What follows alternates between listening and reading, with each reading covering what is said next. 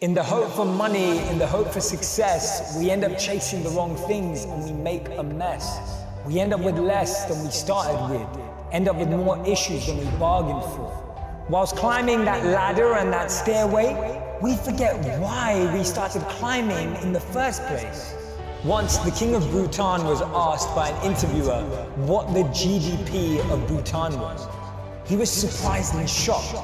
He replied by saying, in Bhutan, we don't just measure the GDP, we measure the GNH. Instead of just measuring the gross domestic product, we measure gross national happiness. In the process of getting older, we forget the real goal of life. If you could make a little less and spend more time doing what you love, would that make you happier? Don't trade your happiness for what you think you need. Things can never make us happy because they're temporary and limited.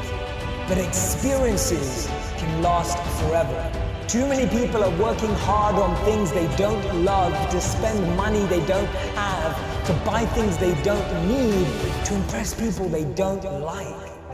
When we create our identity around what we do, a career, a job, an occupation, we can never be happy because we're basing it on something external.